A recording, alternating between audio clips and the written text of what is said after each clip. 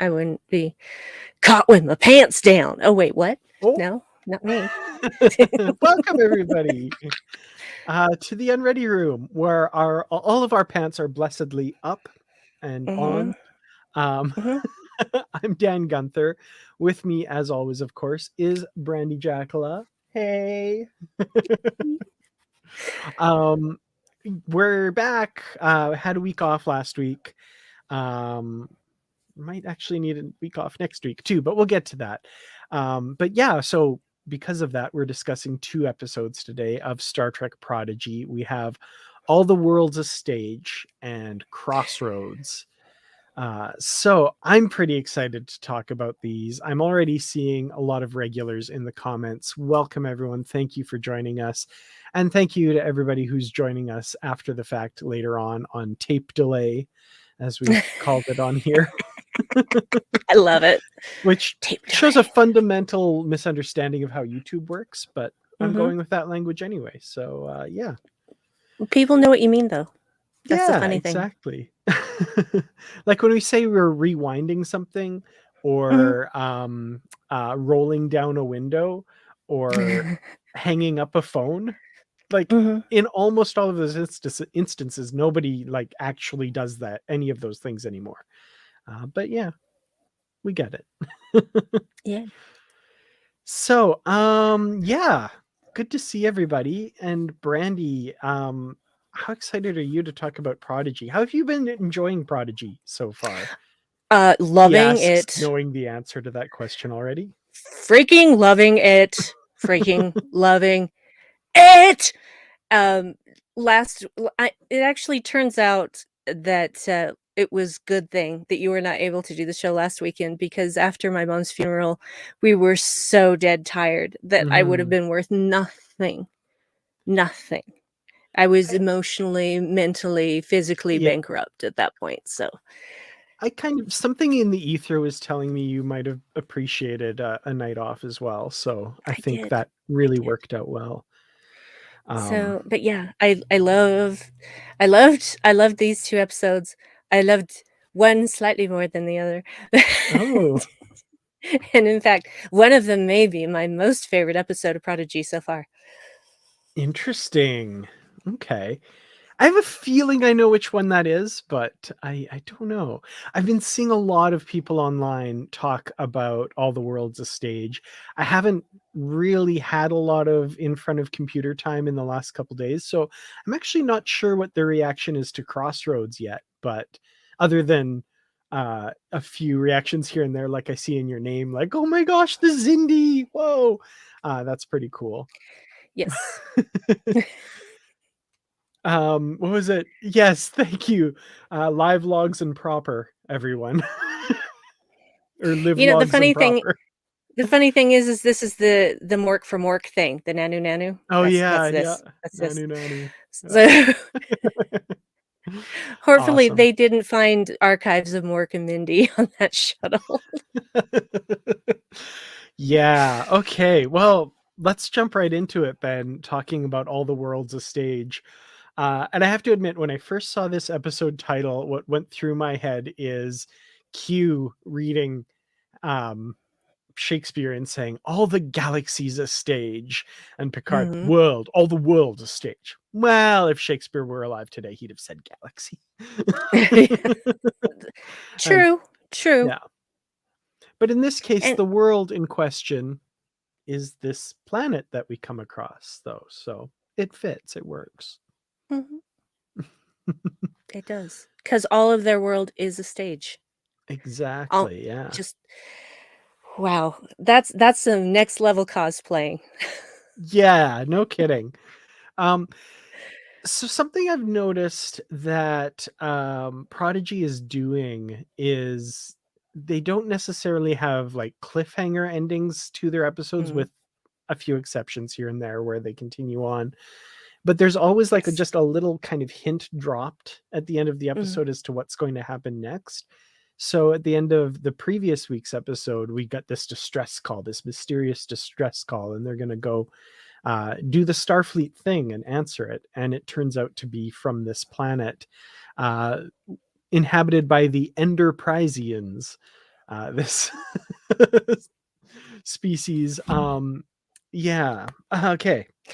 So the ultimate cosplayers, as you were saying, these like lovingly stitched together Starfleet uniforms. And when they first meet them, I love I think it's Jankum who's kind of saying like, oh, they're ridiculous walking around in their uniforms pretending to be something they're not.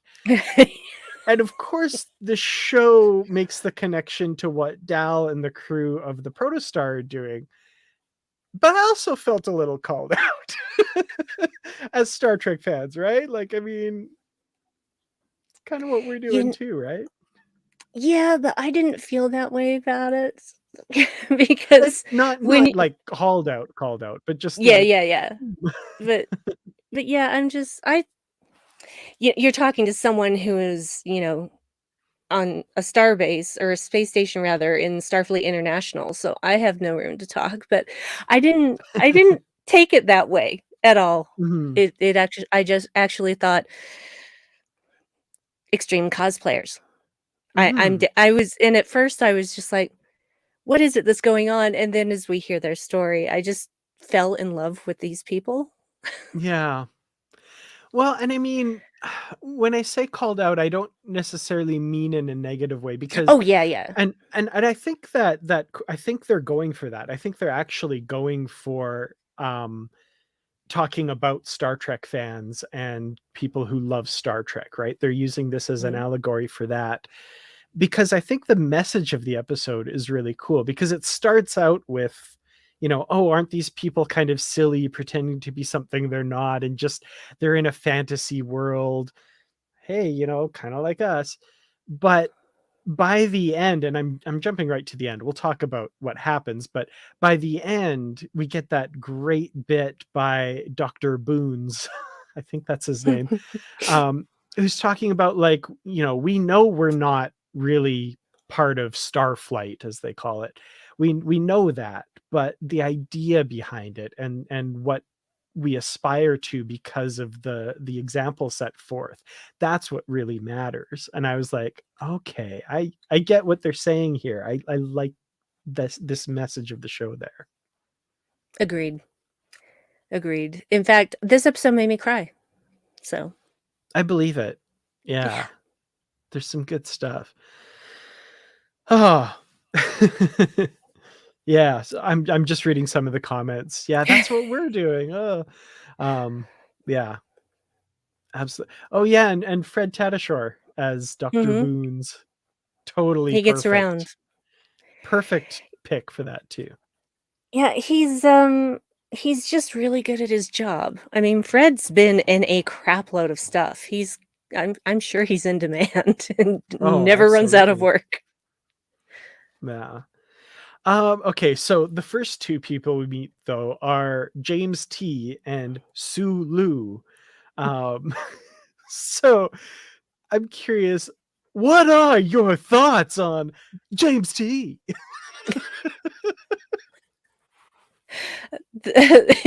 Perfection. Perfect. Absolute perfection. Talk about calling out. Oh man, that was so great. It was just it's the funny thing is that it's lovingly done by the character, but we all know that this is not that much of an exaggeration of the real performance.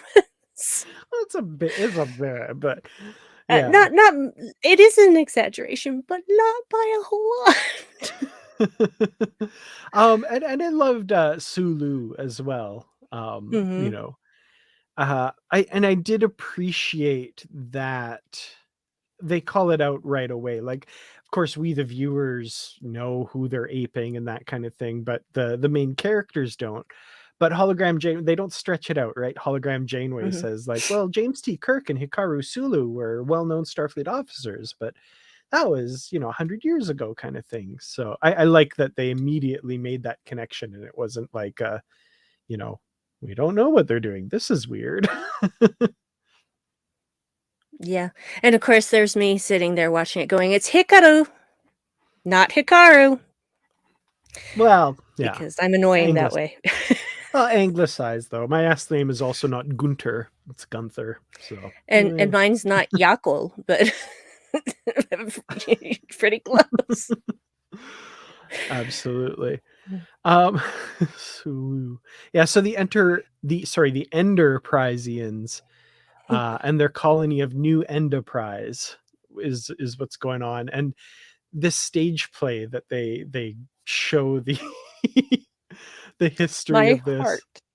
My heart. That was so much fun, and I love that it's being shown to our crew who has no idea what's going on. They're like, "What is all of this?" That was fun. Well, Dal has a little bit of experience with Mhm, Enterprise people because of the Kobayashi Maru. And so he knows who Spock is, he knows who Uhura is. So mhm, he's not right. completely ignorant of the people that they're, aping, but still, yeah. I love the looks on their faces as they're watching. So great. Oh, Oh, those and kids. I love so much that we have Ensign, right? Who's the scarlet dressed bravest person. I'm like, oh, red shirt. Uh-oh.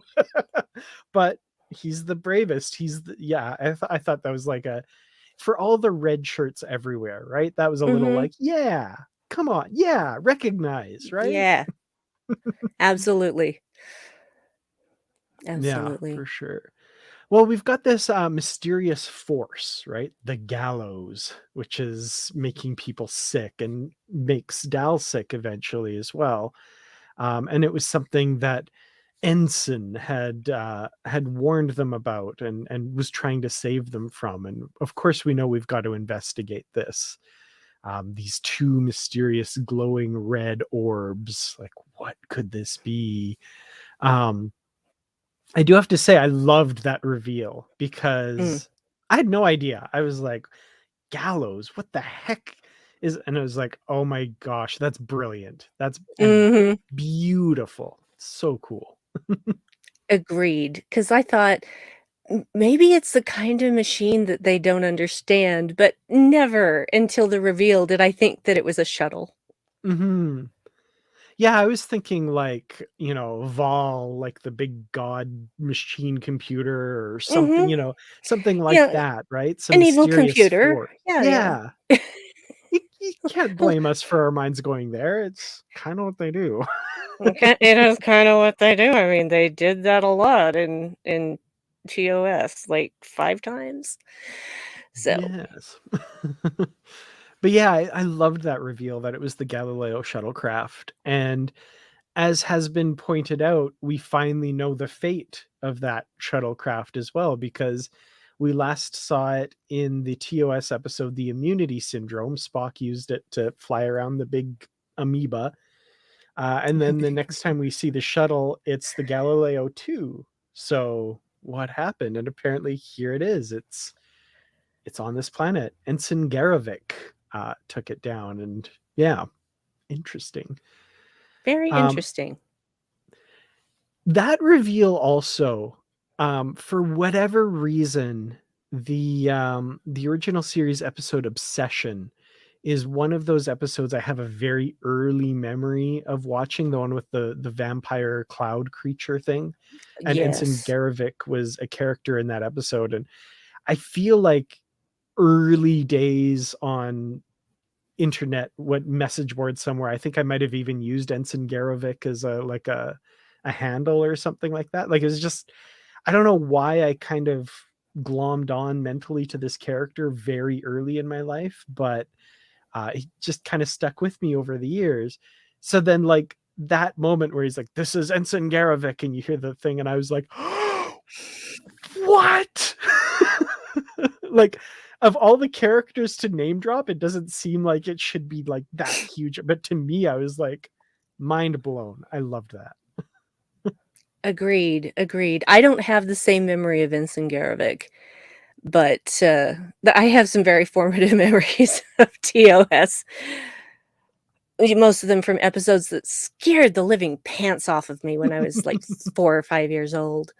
So, yeah, but I do remember that episode, and I do remember Garevik, although I couldn't have told you his name before this episode off the Mhm. top of my head. I could have said, "Oh, yeah, that guy," but that Yeah. I wouldn't have been able to tell you his name without looking it up. Yeah.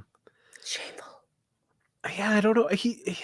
He's not the only. It's not the only time that a minor crew member gets a bit of a bigger role in an original series episode, but for me, for whatever reason, was just very memorable. Like really stuck with me. I don't know, but this was really cool to kind of learn his ultimate fate, and also voiced by Fred Tatasciore as well. So that's pretty cool. Yeah. Dude just is killing it. Fred, Mhm. if you're watching, and I know you are, you're killing it, man. No. So I've seen in the comments as well as people all over the internet, and indeed when I first watched this, I was immediately thinking of the Thermians from Galaxy Quest, Galaxy I Quest. think. Absolutely. The Absolutely. I think that a logs, lot of right? people did. Yeah. Yeah. Now, I will admit that it's been a long time since I've seen Galaxy Quest because I'm not a Tim Allen fan at all. Fair enough. But but there are so many other people in it that I love. It's just really hard to get past him because he's the main character. But in any case, I remember it very distinctly, and so when they were first watching this episode, Dave and I look at each other, it's like, "It's the Galaxy Quest episode of Star Trek Prodigy." Totally. Totally. The other kind of touchstone that made me think of a little bit was when they were planning to do the Deep Space Nine episode Trials and Tribulations. One of the ideas they threw around was returning to the planet from a piece of the action, Mhm. and the idea was that the whole planet had basically become a planet of Star Trek fans because of the influence of Kirk in them, and so they're all like cosplaying and all that kind of stuff. And that wasn't the first time that that idea has come up with regards to that planet in Star Trek, but it's kind of the most well-known The iteration Iotians, was that of what that. they're called? Yeah, the Iotians? Iotians. Yeah. Yeah. So I was like, oh, are they doing something like that? It's kind of along those same lines too. Yeah. Yeah, I remember that episode as a kid and going, "Hey, Mom, it's Mel from Alice," because Alice Oh, was yeah. a television show. Yeah, anyway, based actually on a movie that this is the continuation of that. But long story short, I love Vic Tayback, and so whenever he was in something, I was like, "Look, it's Mel!" Yeah, well, he's certainly memorable in that episode too. Very much so, very much so. Yeah, for sure. Yeah, so they basically, as far as the plot of that part of the episode goes, they discover it's the shuttlecraft.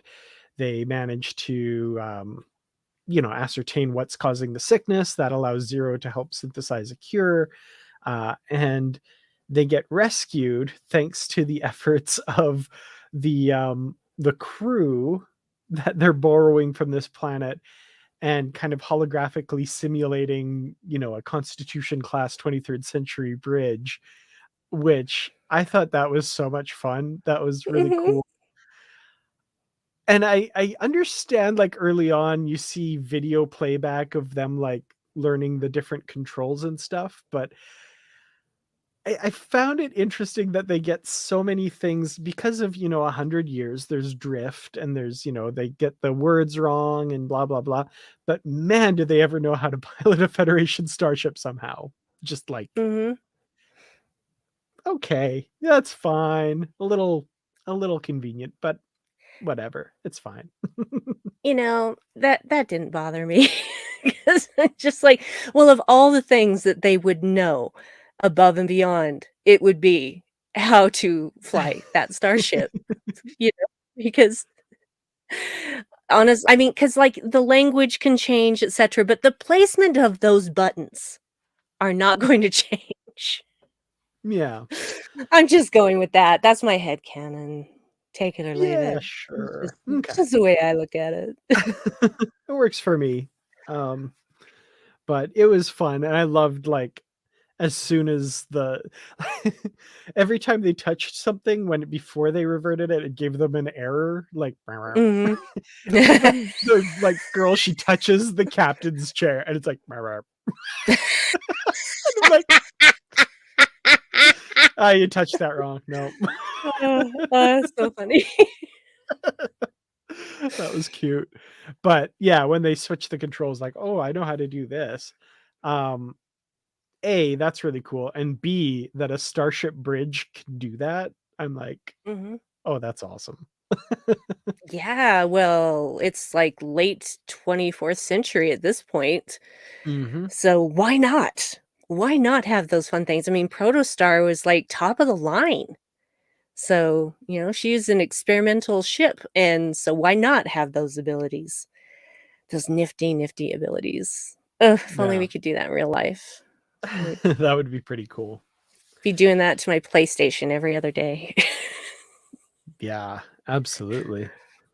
So other things that are going on in this episode, we have the Dauntless, and they're interrogating the still amnesiac diviner, struggling to remember. That's kind of all we get of that. We just get kind of reminded that that's going on. Not a lot of progress. He remembers a few little things, but that's clearly going to be picked up in the next episode, which of course we're going to talk about shortly. But Mhm. and then other than that, we have Murph, who's going through something. He's going Um, through some changes. yeah, he seems sick, but yeah, there's something going on with Murph. We'll get to it in the next episode, of course, pretty much. Of So course. that's and then at the very end of this episode, and I noticed this time around, I don't think I really clocked it the first time. But again, just that tiny little drop of a hint of what's going to happen in the next episode. They have a log, I think it's a log by Dal, who says, we haven't been able to contact Starfleet, but we kind of met another Starfleet here. What we're going to do is try and talk to Starfleet without the ship. And you're like, what's going on? And then we're going to find out next episode, of course. So I kind of like that, just like a little drop of a hint, like, tune in next week. This is kind of what it's going to be about. Kind of cool. Mhm. And we've got the metamorphosis puns going on. So yeah. um, One last little comment. I gotta say, that meme where it shows like the last panel is a guy going like, "Ooh yeah." Um, there's a meme I saw, and it was like, pre-warp civilization, Ensign Garavik. Ooh, I'm gonna break the prime directive. I just love that. That was great. Yep. Oh He did try so hard. He tried so hard to protect those people, and he died doing it. yeah. Probably from radiation poisoning is my guess. Yeah, it seems like it So, for sure. yeah. Couple things I noticed as well as just watching through this second time, the uniform of his that they show, and I'm not jumping into those debates on Kelvin timeline versus whatever, but Mhm. they modeled it however they did it, they modeled it on the uniforms in Star Trek Beyond, I noticed, and I'm like, Mm. ooh, that's interesting. I don't think Mhm. it means anything other than that's just what they used as a reference. I don't think they're saying this is the Kelvin timeline or anything like that, but I'm curious. I haven't sought it out, but I'm curious if there's people online that are speculating about that, but I think it's just the one they used, which Yeah. but everything else, like the shuttlecraft, the bridge design, all of that is prime timeline, right? So I think it's just Mhm. whatever they used as a reference.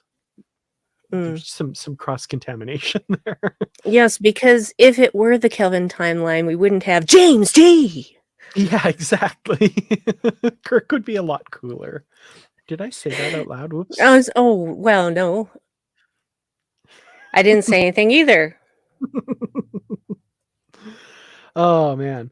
Um So yeah, I don't know. Anything else that you wanted to say about this episode that we haven't covered yet? Well, it made me cry. I already said that. I can't really think of anything except, at first I thought this is going to be interminable, but then seconds later, I was completely I was completely under their spell. The Enterprisians have my heart forever. They made me cry with their bravery and their passion for holding up Starflight's principles. It's just I this the okay, so we'll just go ahead and say it. This is my favorite episode of Prodigy so far. Yeah, It was just amazing to me. that's awesome. I'm seeing that sentiment a lot, and I mean, it's clear the love that the episode is imbued with. As Mhm. silly as the kind of aping some stuff is, it's done with love. You can tell, and just like faithfully recreating that bridge like that, and even during the logs, right, where they're doing the little stage play and stuff. So well done and so beautiful. I love that. So yeah. Yeah. So with it being your favorite episode, I guess, do you have final thoughts and a rating for the episode? I don't know if I have any other thoughts to say. I just I continue to adore um Rock's enthusiasm for everything and Yes. reminding everybody how knowledgeable she is about science without just doing science things, just saying Hmm. science things, understanding science things. And I loved that. I'm continuing to love that because she's my favorite character. And I don't pick favorites lightly. So I would give this one giant defeat of the gallows because I adored it so much. Nice. Yeah, I really enjoyed this one, and kind of like you, the first time around, for the first few minutes, I'm going like, "Oh no, what are we watching? What's this gonna be?" And then, like, in the way I think the episode is designed to do, you very quickly come around and realize, "Oh, this isn't making fun of anything. This isn't Mm-mm. designed to make you laugh at it. This is designed to make you understand the foundation of what this thing is that we love. Like, if you distilled Star Trek down to its most basic elements, what is it that has made it last for 55 plus years, And it's that hope. It's that hope that Garavik had, that he would be rescued and the people of this planet would ultimately be done right by Starfleet. Like, it's like that's what Star Trek is. So I fell in love with this episode too. And the second watch, when you have that in mind from the very beginning, is so rewarding. It Because is. yeah, you don't overlook things that maybe I did the first time, because I'm like, okay, what is this? What is going on? And then, oh, okay, now I know how to watch this and how to appreciate it. So Yeah. It was done so earnestly. Everything that the Enterprisians did was done completely earnestly and without guile. And that's what makes it work. mhm. Yeah, without guile. That's a really good way to put it, for sure. So I'm going to give it, I think, 10 out of 10 schematics that Jenkum Pog has been meticulously reading, because that guy was there in a pinch. It's like 23rd century type F shuttlecraft. Like, he knows his stuff. He's been studying, and that's Mhm. awesome. Love it. Love Awesome. it. So yeah, All the World's a Stage. Let's move on now to a much shorter title. Oh, also, Shakespeare reference in a title acknowledged. I just always like to Mhm. do that. It's a Of fine course. tradition of Star Trek that's continued here, so very nicely done. But yeah, now we're on to Crossroads. which is the 14th episode of season 1 here. And let me just get my Crossroads page loaded. And so this one, we got a lot of things kind of coming to a head here, which is really interesting because we've got the diviner on the Dauntless. He's remembered his daughter's name. It's Gwendala. We're getting all these little pieces kind of coming together. And meanwhile, the protostar is traveling to this planet where they hope to find transport to Starfleet, but they're also going to hide the ship and put it out of the equation, basically, so that the weapon can't harm Starfleet. And I have to say, going into this episode, I was like, oh, this is interesting. They're going to bury the ship, and it's going to be away from the ship for a few episodes. No. No. We're going to get right back on the ship by the end. And they're even going to make a joke about it. I love it. Mm-hmm. So great.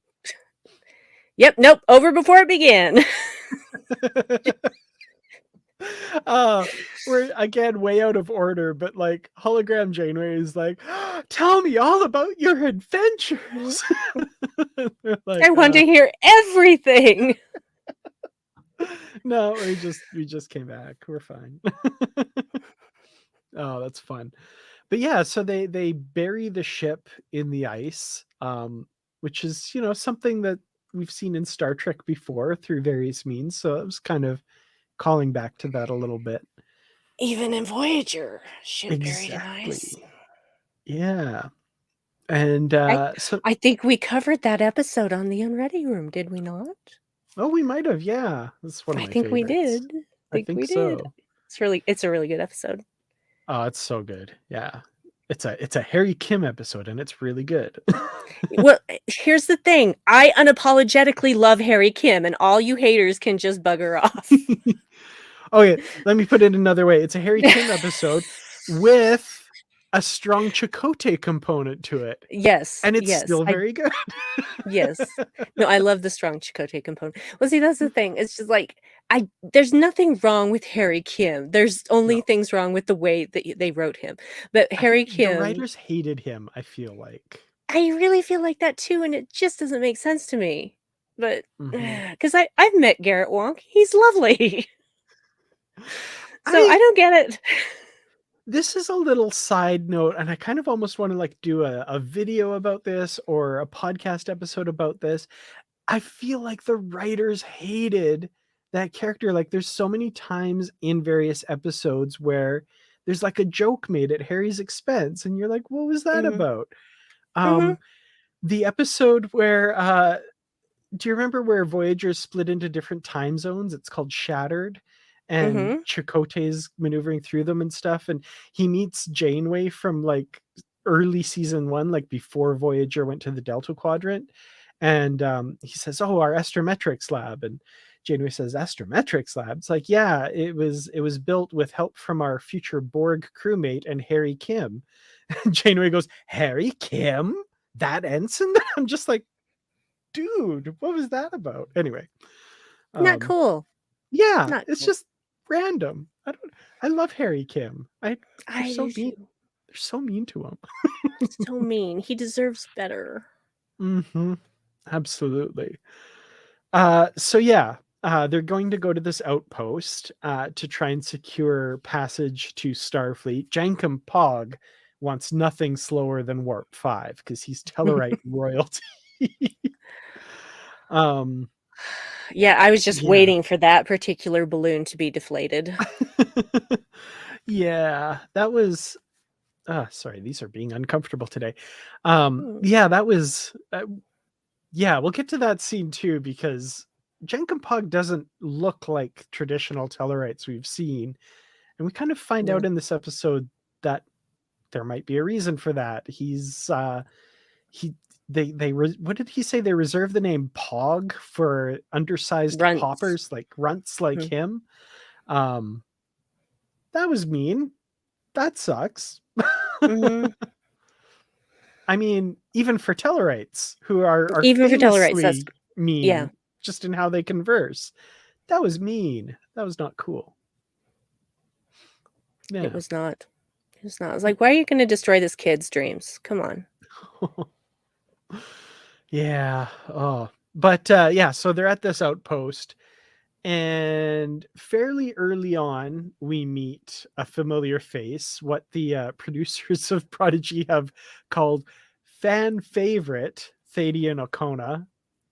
Every time they mention his character, they say fan favorite. And I'm like, where are you getting that from? Okay. Can't stand him. I Was so annoyed by that episode. I have yeah. never rewatched that episode. So I have seen that episode once when it first aired, and that's it.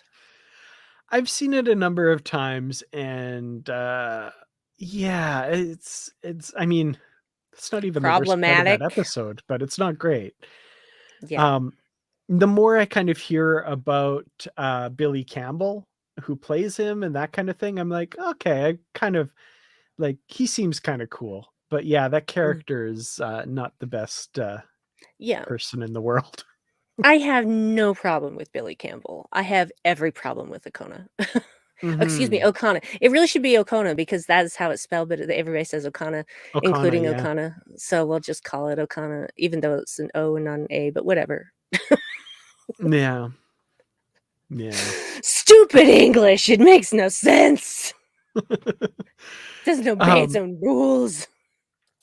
Oh, David, that's a funny comment because when they show his ship here, and he says something like, oh, she'll make warp 4 or whatever. My wife Nikki, who's a huge Star Wars fan, as opposed, she turns to me and she says she'll make 0.5 past light speed. Past light speed. And I was like, yeah, that's what people said when he first showed up in TNG. It's like, oh, Han Solo's in the Next Generation. Okay. And I mean, when I say that, it was the writer's attempt to make a character like Han Solo, which I feel like they missed the mark hugely. Completely. But that's what they were going for. Yeah. Yeah, no, that's not what they did. Also, even though it was an ice planet, because I'm first thinking Hoth, and then I'm thinking, but it's Mos Eisley Spaceport, a wretched hive of scum and villainy. Run by the Xindi. The Xindi! Reptilian Xindi! That was pretty cool. Yes, that was really cool. I was so happy to see Xindi. Yeah, I remember when I first saw this episode, and I'm like, wait, are those... That's so cool. And I'm loving this show for, they're not like highlighted as a like feature, like we're gonna go visit the Xindi in this episode, but whoever is making these decisions is going like, okay, who could we have running this spaceport? How about the Xindi reptilians? Okay, cool. I just think that's neat. I really like that. Well, it makes sense because reptilian, so they're okay with cold. Or is that how that works? That's not how that works. I think now that you say that, I think it's the opposite. The opposite. Oh my goodness. They're cold-blooded, so they always want to be near warmth. Yeah, so shouldn't they like curl up and hibernate now or something? Or interesting. Yeah. I never thought of that. I remember basic stuff I learned in elementary. Elementary school. That's what's called primary school in other places, but here it's called elementary school. Grades 1 through 6. Well, kindergarten through 6. Kindergarten is a worthless year of school. Why have it? Just go to preschool. Just do preschool. Don't have kindergarten. Makes no sense. Fair enough. Anyway, sorry. No, it's all good. Far be it for me to criticize the U.S. educational system. Oh, wait, it's terrible! Never mind. It is terrible. Should be criticized. So yeah, we talked about Janeway. She's like put in low power mode. The ships, they're gone. At this point, I'm still thinking for multiple episodes. They're gonna like get on some ship, go somewhere else, do a thing. But no, they're in this outpost, and they realize that like Starfleet's here. Jankum runs into Dr. Noom. I can never know how to pronounce his name. And we get that scene we talked about where he confronts the horrible truth of how at least this other Tellarite is going to regard him, which sucks. But I love that moment where he's like, wait, you're Starfleet? Oh, I need to tell you that. Wait, what did you say about me? Like, that close, right? And we've also got Dal running into, as you know, she gets annoyed with repeatedly being called Captain Janeway, but she prefers Vice Admiral Janeway.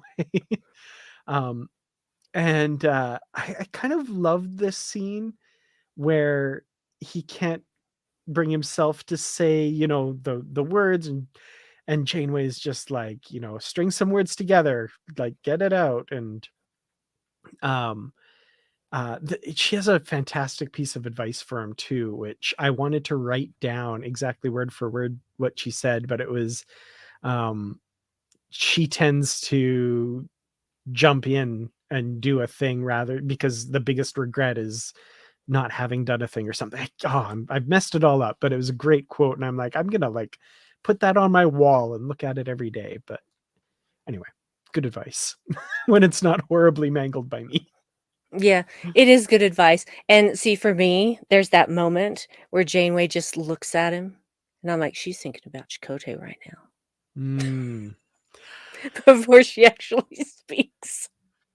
Yeah, we'll talk a little bit about Janeway and Chakotay in this episode because it comes up at a very interesting moment as well. But yeah, I love Janeway in this.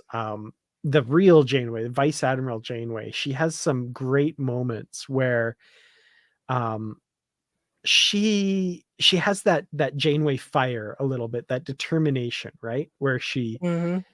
most notably towards the end where they're chasing the protostar, and she just every once in a while you see her eyes narrow, and she, you know, is getting them to go after them. Just really flashing back to great Janeway moments in Voyager. Yes. Yes. It just made me happy to just see them interact. I honestly did not think we were actually going to have the kids come face to face with Janeway that soon. And so I really loved the surprise of that. Yeah, absolutely. Was anyone excited to see Frex again? Because I sure Oh, wasn't. I was just gonna bring that was gonna be the next thing I'm bringing up here. Um, and I love before we even see him, Janeway says something that I think echoes a lot of what we're thinking, where her first officer is like, "Oh, he's somewhere here. We've traced his communicator to here, but he's not answering." And Janeway says, like, "Huh, some Starfleet officer." And I'm like, "Thank you." Like, I really Mhm. hope that she takes that into account when getting his recounting of events, because this guy is not reliable. He is, Obviously. yeah. Well, and that's, jumping ahead again. I'm sorry. Gonna do it anyway. Jump ahead when she sees who he's pointing out, is she turns to him kinda outraged and says, "You didn't mention they were kids!" Yeah. I'm like, "Yeah, you Absolutely. tell him, Janeway, you tell him." Yeah. So, yeah, her opinion of him drops even lower than she thought possible. Mhm. Yeah, this guy, he's, yeah. The less said about him, the better, because he needs to be deep sixed up the near stair lock. Yeah, it's like, "I'm That's not maybe a little harsh. sorry your stupid relay station was destroyed, dude. You suck." Yeah. Um, The living construct did you a favor, and you don't even know it. yeah, for sure. Well, we get the whole, like, oh no, they're on to us. They think we kidnapped some guy named Chakotay and his crew, and all this stuff. So they flee, and with the Zindi in close pursuit. And of course, on their little fleeing hovercraft thing, they find a stowaway. They've got Okana aboard. So yeah, Imagine we're gonna have that. more of him. Yay! I'm I just kidding. like I the kind eye of, patch. yeah. And when he appeared in Lower Decks, that was kind of the when they collaborated over him. That's why he had that eye patch in Lower Decks, because he has it in Prodigy. And apparently, according to Billy Campbell, that was his idea. Like, they wanted to, or maybe it was according to Aaron Waltke, he was talking about how they showed him the character designs, and Billy Campbell was like, no, no, no, no, mess me up, make me like, yeah, put like Grizzled. really push it, grizzled and all that stuff. And the eye patch was from that, apparently. So Yeah, I wasn't nearly as annoyed by the character in this episode as I was in Next Generation. yeah. So I don't know, maybe he's rubbed off on me a little bit. I don't know. But right now I don't hate him. Mm, So that's good. yeah. I have to agree a little bit with this statement. I wasn't a fan of the contrived way how they didn't mention the living construct to any of the Starfleet officers they met. It was a little bit sitcom-y how Mm. they'd get close and then something would happen or whatever, and they wouldn't mention it. The one thing that I am kind of, it doesn't redeem it for me, but I still love the moment, is when Rock is like, wait, you all met with Starfleet officers and not one of you told them the whole reason the one thing we had to tell them? Come on, guys, you have to do better than that. I was like, thank you. Yes. Yeah. If only Oh, Rock had come in contact with someone. yeah, there we go. Matthew bringing up. Yeah, absolutely. Yeah, but poor Rock was, "Hey, I need a ride. Hey, can we get a ride? Hey, can we get a ride?" Oh. Don't judge me by my size. One guy screams and runs away. Oh, Oh, poor Rock. I love her. She is the most adorable character. She's terrific. So yeah, we get this chase, and Okana's aboard, and they manage to lose this Indy, and we get the nice little pun from Dal when Okana says, "I thought we were headed towards a starship," and Dal's like, "Oh, don't worry, we're on top of it." Like, ah.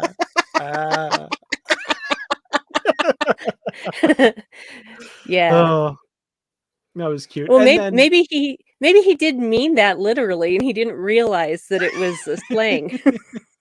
could be. He Could be. seemed to have a It's little possible. smirk, but Dal always has a smirk. Come on. that's fair. That's true. But this, of course, is that scene where they go back aboard the ship and Janeway appears and, "You're back. Tell me about all your adventures." And I want to hear everything.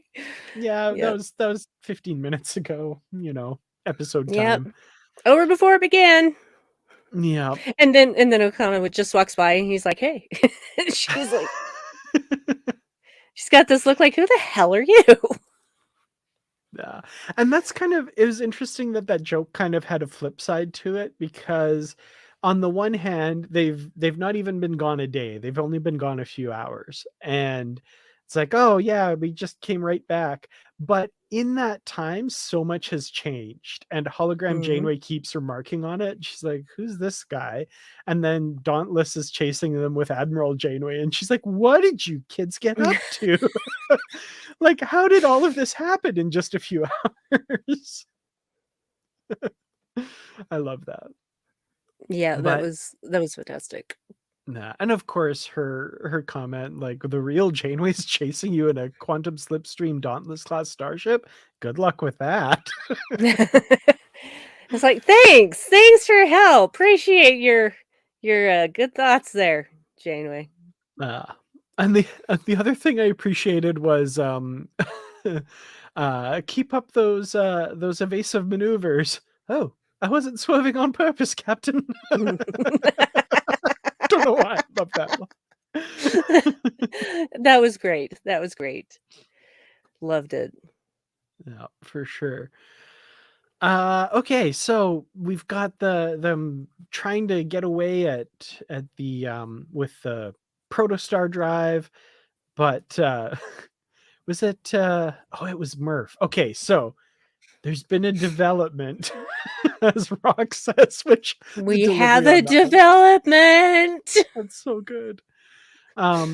We've got Murph, who's hatched out of this cocoon and is kind of turned into like a little humanoid shaped, toddler shaped thing. Sits on the console and launches a torpedo. In warp. Yep. Um Mm, and mm. yeah, Janeway returns fire and takes out the slipstream, or the protostar drive, the third nacelle, and they make a run for the Romulan neutral zone, which I think is setting up what's going to happen next week, of course. But meanwhile, of course, the Dauntless can't pursue because the Romulans show up and prevent them from doing so. So this one, I would say, is more of a cliffhanger ending than previous. This isn't just a little hint about what's going to happen. This is a situation they've gotten themselves into. So pretty interesting.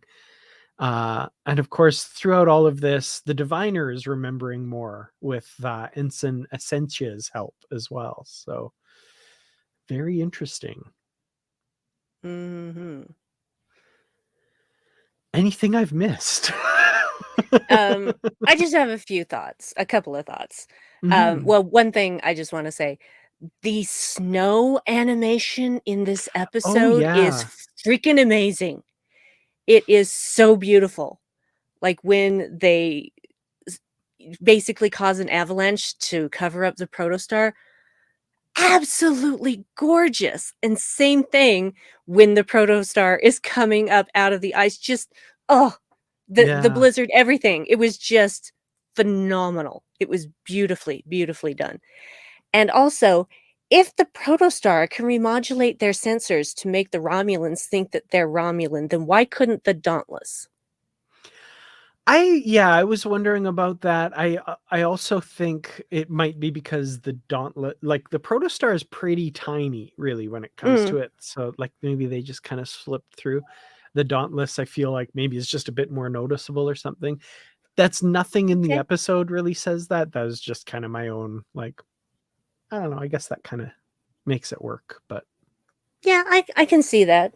It would just it just niggles at me a little bit. Not yeah. enough to ruin anything for me, but after the first time I watched it, it didn't really hit with me, and the second time I watched it, I'm like, "Wait a minute. Can't the Mm, Dauntless modulate their shields and their sensors to look like a Romulan?" yeah. Anyway, Was it? I'll just go ahead. Yeah. Was it Okana that came up with that said that, or No, I think was it Gwyn Jankum? maybe? Oh, maybe Or Jankum. Okay. it was definitely not Akana. Okay. All right. I was like, if it Someone in was the chat Okana, will know. maybe it. Yeah. I don't know. Hey, chat, help us out here and tell us who was the one who had the idea for remodulating the sensors and shields. Thanks. Yeah. It was O'Connor. I don't want to. Oh, it was Okana. Yeah, I'm reading I it don't want him to here. have any good ideas. Well, Sorry. that kind of it makes more sense though, because that if he's a criminal that sneaks into the neutral zone all the time, that would be something he'd know to do, and maybe not something that the Starfleet officers would be like. It wouldn't be their first thought anyway. Maybe I don't know. Yeah. Meh, meh, meh. Whatevs. Yeah. So yeah, related to what you were talking about with the snow animation and stuff. I love there's two things that I'm going to talk about with regards to sound in this episode, but the Mm-hmm. sound design and the sound effects Mm-hmm. and stuff. Mm-hmm. The when they're chasing them, the Zindiar, and the shots go wild and you hear them like kind of hit the far, like, and then the avalanche starts. I was just Mm-hmm. like, as someone who's been in the mountains and you can hear like an avalanche happening or starting off in the distance, and a lot of times artificially created ones with explosives and stuff, that just that like that echoes off the mountain walls and stuff is just, oh, that Mm. sounded so perfect. Just like took me back there. And then, and I mean, I don't know how we can't get away with not saying this every week that we do this show. Nami Melamad's score, oh, Mm. so amazing. During the chase scene, like both on the surface and the ships chasing each other, all of that just so incredible. I So good. really love her work. Also, the previous Agreed. episode, a couple of musical stings that sounded very like original series-y, but not like the stereotypical original series stuff, but some of the like lesser known stings where they're, like, I can't think of an example, but just very evocative of TOS music. I loved it. Nice. Yeah. So nice. Just perfection. She's so good. Oh, I would love to Mhm. interview Nami Melamad someday. She's incredible. Yeah. Right? I wouldn't even know what to ask her. I'd just be like, How do you "You're do so your cool. magic?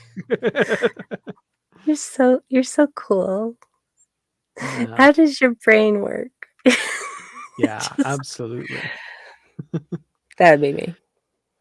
So I want to talk a little bit about that scene on the bridge between Janeway and her first officer, where she's ordering them into the neutral zone and he won't comply. And he brings up Chakotay, like, if this is about Chakotay, your emotions are dictating your actions, and I won't follow this order.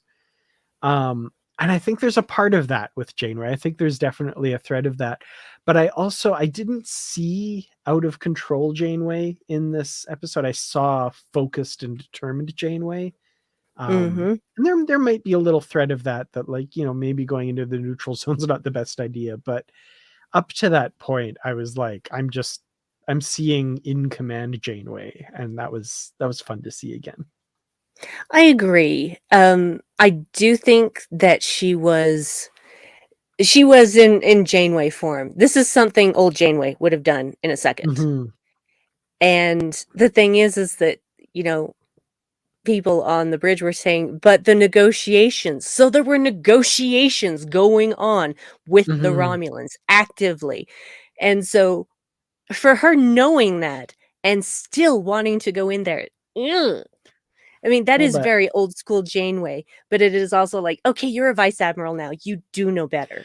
You do know yeah. better. And that's my brain also went to, like, okay, you spent 7 years on Voyager, cut off from the Federation, where you kind of had to make these decisions, Mhm.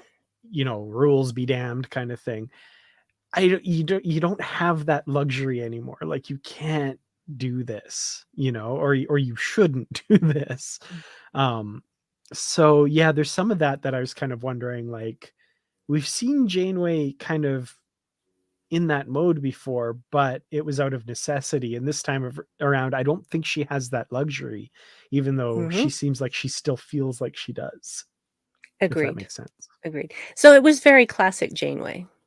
It Mhm. didn't feel out of character at all, but it did feel Yeah. like, "Oh, honey, you can't do that now. No, no. No, no. No. That's No. a bad idea." And then, of course, the Romulans show up right on the doorstep, and they're like, "Okay, now "Hello. you definitely can't." What are you doing here? Are you trying to start a war? No? Turn around, go away." Kind of I what don't she know why sounded we're like talking that. this way. That'd be funny, right? No? Are you trying to start a war? No? Yes? I love No? it. Because 'Cause we'll take you down, we can cloak our ships, so you're not gonna win. I want to watch this show. This is great. Um, um, I don't know, if all of Star Trek took place in New York. it's perfect. Oh man. Well, on that note, I guess I don't have much more to say about this episode. Plot wise, we're kind of left with an interesting where things are going to go. I guess I have some thoughts on Murph. I don't know. What do you think of this new design? This kind of toddler-esque Murph. I've seen You know, some mixed he's a reactions. He's adorable and kind of weird, kind of like toddlers. Toddlers are at once terrifying and adorable. And so, one moment they're being just cute as they can be, and the next minute they're launching a torpedo at a Federation ship. So, Yeah. typical toddler behavior. So it Mhm. doesn't bother me. I actually I was thinking of those little bendy toys that I had when I was little. And I was like, he looks like a little bendy toy. I mean, let's make an action figure, a little bendy toy of Murph because he's very bendy, That's in cool. in all of his forms, really. Yeah, the one I found it interesting too that we're a few. I don't know when they're exactly coming out, but the Dal action figure from Playmates comes with a little Murph in his original form, and he already now looks different before that toy even hits shelves. So I'm like, darn it, we got to sell more Murphs, I guess. Darn it. The toy companies are going, shucks. Oh, darn. We've got to do more merchandising. Hmm. Yeah. Well, I have long felt that Star Trek could really step it up on merchandising and it Here, would work. here. Here, And here. they're starting to put out more action figures, and I appreciate that. I'm staring at my Star Trek II Wrath of Khan Spock as we speak, but I feel like they can He's do behind more. me there too. Oops, nope, there. Yep. Yep. Yep. I got one of those. And I have a classic Spock over there too. The packaging is very weird. It's actually the Vulcan salute. Have you seen that one? I don't think so, no. Yeah. Cool.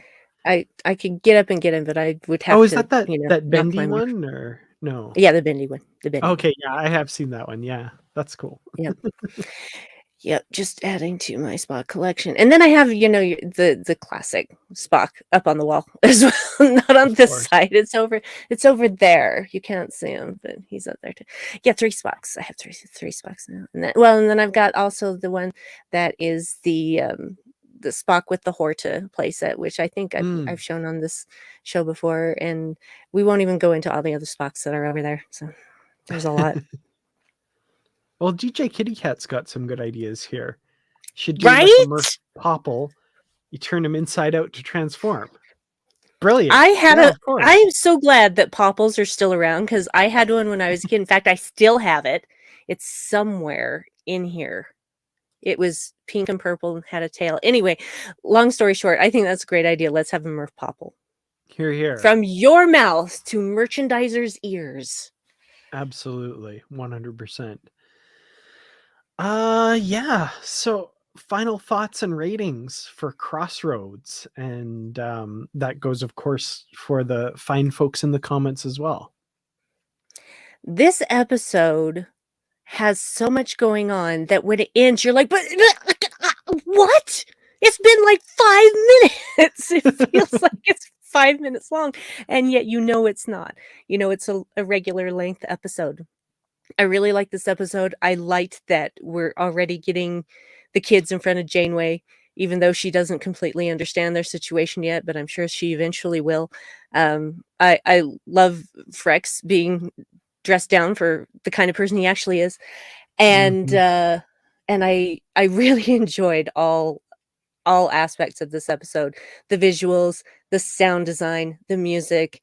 It was all just perfect for me, even though it made me feel like I needed to turn the space heater on. It was just it was a bit chilly. And so I give this one big, hey, it's Cindy! Nice. I like that. Yeah, I really enjoyed this episode. It feels like, part of a larger story, which they all are, but definitely a lot going on that's gonna move into the next few episodes, I'm assuming. Dollar store Han Solos. Yes. Thank you for that. That's awesome. That will live forever in my heart. Thank you for giving me another way to refer to Okana. That's terrific. But yeah, like I said, there's so much going on in this episode. I love that, we've got the meeting of Janeway and these kids already. like Janeway has an idea of who they're after now, which is interesting so early on, which makes me think like we get this idea that the show is going to be a certain way, but then they just like completely Mhm. change the premise like that. And I feel like, oh, this is like the third wake up call in that respect now. We should recognize by now that like, oh, this show is going to continually change the circumstances and not look at all at the end like it did at the beginning, which that's wonderful. That's an evolution of Mhm. story. It's not like, I don't know, Dr. Claw trying to get Inspector Gadget every episode. You know what I mean? Like, it's not like that kind of show. It's an evolving storyline that's going to take us to new and exciting places. And I love that. I think that's so good. So, Agree. on the back of that, not necessarily this episode, but that feeling that it gives me for where this show's going to go, I'm so excited. So, um, I'm going to give it one absolutely beautifully rendered avalanche of great plot stuff. Mhm. I'm so articulate. This is why I'm not a television writer, and Aaron J. Waltke and that group are. So, Yes, well, see, with writing, there is revision.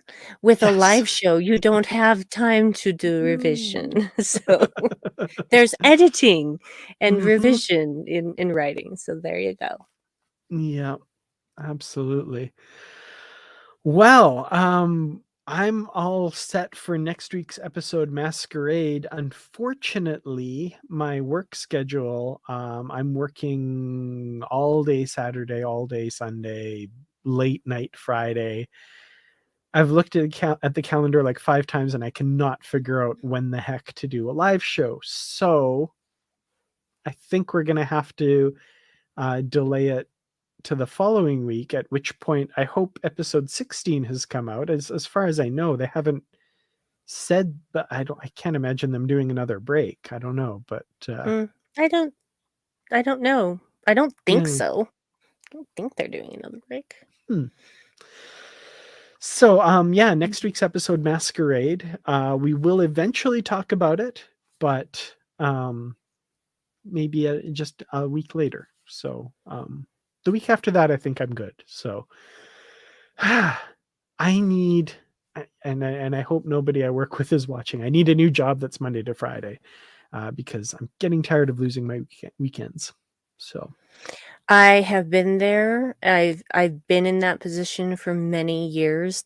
I'm not now, but I have been through that torture and it sucks. It is mhm. soul draining. It is um it will kill your soul and your optimism and your energy and just make you feel like a zombie.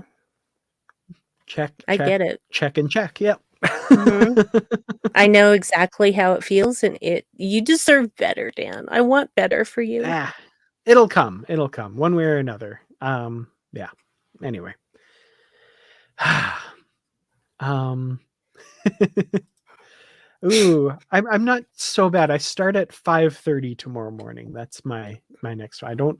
I have to get up at 4, but I don't start work at 4, thankfully. So my heart goes out to you, Matthew. I get it. It's tough. We'll get through it. We'll get through it. But yeah, on that note, I'm excited for next week's episode. I love where things are going. And then after that, it's the final 5 episodes of season 1. So boy, oh boy. And I mean, if Janeway and the kids are meeting now with 6 episodes left to go, like this show, like I said, it's going places that I did not anticipate at all. And I'm very excited. So Me too, because it is not following your typical episodic sort of arc, and I appreciate that so mhm. much. I appreciate being pleasantly surprised. Yes. Absolutely. Yeah, the yeah, just the freshness of being surprised at all by Mhm. some of this stuff. So great. The gallows being the Galileo, that still just like tickles me. I'm like, ooh. What can we call it? Galileo. What sounds like Galileo? I would have, to be in that writer's room when they're figuring that stuff out. Beautiful. Be a fly Beautiful. on the wall. Yeah. All right. Well, okay. Yeah. There we go. So Patrick says he thinks he saw a tweet from Aaron that we're getting the rest of the season in one go this time. So that's what I expected. I just hadn't seen confirmation yet. So yeah, that sounds good. I'm happy about that. Which would bring us, I think, like let me just look on a calendar and count. It would So bring us to the end of the year, I do believe. yeah, that's what I thought, right? Yeah, that's what I had on my calendar. So the 29th of December would be the season finale. That's kind of cool. And then we have to wait until February before we get more Trek, I guess. For Picard, yeah. Yeah, that's okay. We could use a bit of a break. That's all good. We'll get year-round Star Trek again at some point, for sure. Yeah, that was an amazing 48 weeks. Crazy. I love it. That's so yeah. cool. Yeah. Makes me happy. Well, thank you all so much for watching. You can find me on Twitter at Kurtrats for some period of time yet. I also have a link to where I am on Mastodon now because that's where a lot of my friends seem to be bailing to. I'm Kurtrats there as well, but I can't remember the exact whole link because there's different servers. I still need to figure it all out, but if you look up Kurtrats and it's a picture of my face, that's probably me. So, well, you're the only Kurt Rats I found when I was searching for you. So there you go. Excellent. And of course, the Positively Trek podcast is the other place that I can commonly be heard if that is a desire of yours. And I guess I can get rid of Patrick's comment there. There we go. And Brandi, where can people follow you for the time being? Now, until Twitter implodes, you can find me there at Brandywine12. I do also have a Mastodon profile, which is Brandywine. I didn't have to put in the 12. I'm the only Brandywine on my server. Nice. At Raven Nation. It's RAVENATIAT. It's basically Raven and then Asian.club. If you start to type Brandywine, you'll probably find me. And it's got my Lower Decks profile picture, so you won't be able to mistake me for anyone else. I think mistake anyone else for me. Perfect. I think mine's at mstdn.ca. I think that's it. It's like a Canadian server. Canadian server. I just went on the same one that Dave did because it's actually a server for people who like electronic music, which I do.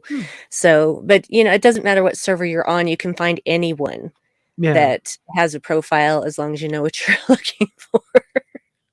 and they've had such an influx of users, and they're working hard to take it all in stride. And I know that they do have a Patreon. And so, if you feel like you want to move over to Mastodon and kick in $1 every month, go join their Patreon. You can easily find the details on Mastodon or Patreon. So because it's just run by normal people, which is a lot of the appeal for me. I don't want to give some rich jerkwad my money if I can help it, or my time or my attention, which is worth all of infinitely those. more too. So all of those things. Well, thank you all so much for watching. We'll see you next time. Again, next week can't do, but week after should be good. So until then, as we always say at the end of every episode, live logs and prosper. I do too. Oh, it's hard.